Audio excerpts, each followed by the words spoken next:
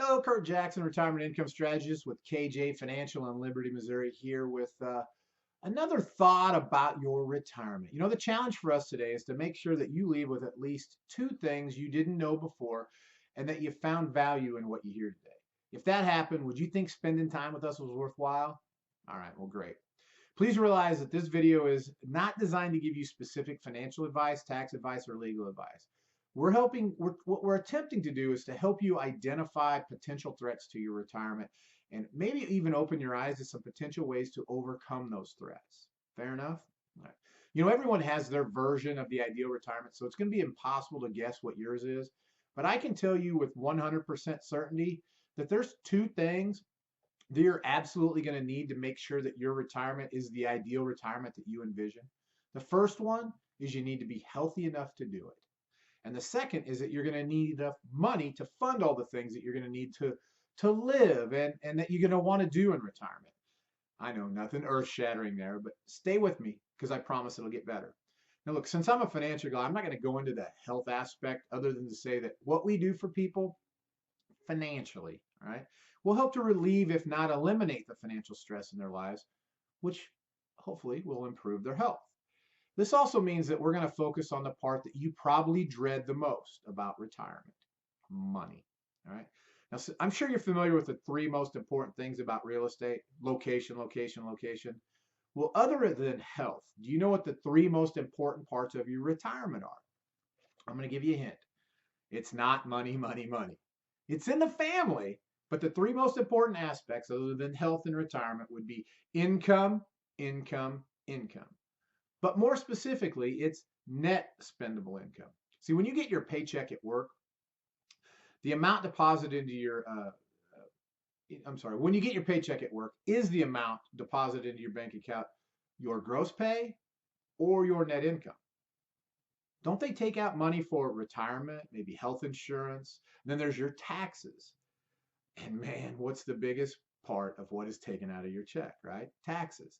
So we agree that you want the most spendable income, correct? All right. So when your retirement is focusing on net spendable income enough, what happens to the cost of living as each year goes by? Doesn't it go up? What do we call that? Don't we call that inflation? So wouldn't we want our net spendable income to be a net spendable income that goes up each year so we can better afford to live? Okay, so the first income was net spendable income, and the second income is an ever increasing net spendable income, right? What's the third income? Do you need a hint? Well, come on now. How long do you want that ever increasing net spendable income to last? Wouldn't you want it for the rest of your life, no matter how long that is? Now, do you know where your grandparents got their lifelong income when they retired? The first was Social Security. Do you know where likely their second source came from? Typically, it was a company pension. See, they probably worked for one company their entire life, retired, got the gold watch, their Social Security, a small pension, and they supplemented the rest of their income with what they had saved, right? Do you know what the key difference is between your retirement and your grandparents' retirement? Well, the first is the pension. See, in 1978, as many as 75% of workers had pensions. Do you know what that number is today? Today it's around, or in 2011, it was around 11%. Do you even have a pension? You've probably had multiple jobs and none of them had a pension. And if they did, you didn't work there long enough for it to amount to much of anything. Do you know what the other key difference is between your retirement and your grandparents? See, their retirement didn't last very long, probably less than 10 to maybe 15 years. Do you know how long yours is likely to last? See, current estimates suggest that a 65-year-old male has a 50% chance to live past age 85. It's age 88 for a 65-year-old female. There's a 1 in 3 chance that you'll live past 90. If you're married, there's a 1 in 2 chance that one of you is going to live past 94, a 25% chance one will live past 97, and a 1 in 9 chance one will live past 100. So, should you be planning for a short retirement or a long one? Wouldn't it make sense for you to be planning for a 25 to 30 year or longer retirement? Now, which would be a worst case scenario for you? Dying too soon with money left for your loved ones, or running out of money before you die and end up moving in or depending on those loved ones? All right, well, that's going to mean that we need our retirement incomes to be the most lifelong, ever increasing net spendable income, or at least enough income to allow us to do the things that we want to do in retirement plus live, right? Does that sound about right? Okay. Traditionally, there have only been two types of income that have created a lifelong income, and only one of them typically increased each year, neither of which really helped to create the most net spendable income. Now, we've already mentioned one of them, the pension, and the other one is the reason that you're watching this today, and that's Social Security. Remember, though, pensions are really only covered about 11% of workers today. Now, do you know how much of your retirement income Social Security was designed to give you? About a third. See, the other two-thirds was supposed to come from pensions and what? Ah, your personal savings, right? Now, since pensions have gone basically the way of the dodo bird, how do you think that two-thirds is supposed to be made up now? Yeah, that's right, your personal savings. So your traditional financial planners are telling you that in order to have a chance for your retirement savings to do that, where do you need to have that money? Aren't they telling you need to have it in the market? Right? What's the main problem with having your money in the market at that point in your life? Well, really any point, but we'll go with when you're near in retirement. Well, isn't it at risk of loss? So if the money that you're counting on to give you the income for the rest of your life is at risk in the market, do you think that it's going to give you a solid source of money that will definitely go up every year and definitely last your entire life? We don't know, do we? Do you want to live your retirement years in fear of the next market crash, destroying your retirement, making you reduce your lifestyle, and maybe having you move in with your kids? Now, nobody wants that, do they? All right, well, let's see if there's any options that we're leaving behind. If you had a source of income that was guaranteed to last your entire life and went up each year with the rate of inflation, could it make sense to make sure that you get the most out of that source of income, as much as you possibly could? But maybe that isn't enough. What if, in the worst case, only 85% of this income was taxed versus 100% of your other income being taxed? Could that make the argument for making sure we maximize this income even more important? See, if you're paying less in taxes, what does that do to the amount of money you have to spend? Doesn't it increase it? So if you're so actually so if you actually had this source of income and your advisor and the media and everybody's telling you to take it at a time that reduced it up to 76% or more, do you think that would be a smart move to do that? Now, look, maybe you needed income at an earlier age. Could it make more sense to take money from a source that we don't know for sure it's going to provide a lifelong, ever increasing income and is taxed higher so that we could let that lesser taxed, guaranteed income for life that increases with inflation grow and grow?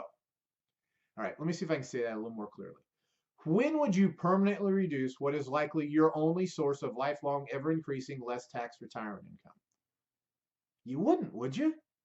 See, interestingly, as many as 75% of current retirees have chosen to reduce that specific source of income up to 76% or more, thanks to the advisor of their financial planner, the media, and just about everybody out there, including the Social Security Department. Well, the Social Security Department isn't supposed to give advice, but we've talked with people that have said that they were told to claim their benefits at age 62 as soon as they could, which permanently reduces their Social Security benefits 76% or more. So now remember, we established that retirement is about income, income, income, right? If financial advisors, the media, and the government are telling you to permanently reduce your only source of lifelong, ever increasing, less taxed money, whose interest do you think they are acting in? Unfortunately, this is just the tip of the iceberg when it comes to retirement income planning, and more importantly, for what we're talking about today, your Social Security benefits. For married couples, there are literally thousands of choices to increase your benefits by tens of thousands to hundreds of thousands of dollars in retirement. Now, look, if you think that hundreds of thousands of dollars is small change, then go ahead and click out of this because you've got more money than you know what to do with. And I'm not your type of financial guy. But if you're married, you're widowed, or divorced, but we're married for more than 10 years, and you like to find out how things like the Social Security trifecta, file and suspend, filing a restricted application, spousal benefits, and survivor benefits might benefit you, then we might just be the type of financial firm to talk with you. Look, if you're single, you have some options, just not quite as many. Okay. Now, look, this video isn't really the best venue to share with you just how this type of retirement income planning can benefit you specifically. It's really designed for anyone that's married, widowed, divorced, or single to see if you're interested in having more income to spend in retirement, more income that grows each year, pay less taxes, and have an income that you can't outlive. Now, look, if that's something that you're interested in and you would like to make sure that you have the most of this type of income, then there's no time to waste. Pick up the phone right now and call my office at the number on the screen. You can even call my cell at that number or email me so we can put together a specific retirement income plan that will give you the most of what you want. Now, while this sounds like a sales pitch, what I'm really saying is it's really true. See, every day you wait could actually be costing you money in retirement, right? Now, look, if you're not quite convinced or think you can do this yourself, you're welcome to sign up for our webinar on demand, okay, where we go into more detail about Social Security maximization and how you can sign up for it below. But if I may, I'd like to add this. I'm a do-it-yourselfer at heart too. I find it difficult to find people that I trust, especially with things like money. But that being said, if you think you can take advantage of all the strategies and financial products that are out there as a do-it-yourselfer, okay, I think you're likely to miss out on some amazing opportunities. I mean, I've been researching this information since 2003, and I don't know all of it. I keep learning new things all the time. Heck, this Social Security planning is something I just learned a couple years ago. Okay? Now, either way, you need to find a source of information or a source of advice and information that you can trust so that you can make sure your retirement is all that you want it to be. Now, please give us a chance to earn that trust, because if we're able to earn that trust and put together a plan for you, I'm certain that you're going to be utterly amazed at how much we can help you accomplish. But in order for that to happen, you've got to step out of your comfort zone and contact me. Information's on the screen. Look, I promise I'm not going to bite. Fair enough? I'm going to end it on this. Whether you call me or not, please make sure you know for sure what your retirement plan is going to give you. Ask a lot of questions. Even if you're working with someone that you've been with for years, please do that for your own good. You might just discover that they really don't have a solid retirement income plan for you. See, it's just not a strength of traditional financial planning. Either way, all right, best wishes to you and yours, and I hope you truly are able to create the retirement that you want. So if you'd like more information, you can click down below, or you can click to contact us, and we can sit down and do an analysis and maximize your Social Security to make sure that you're maximizing your Social Security benefits. Have a great day. Thanks for stopping by.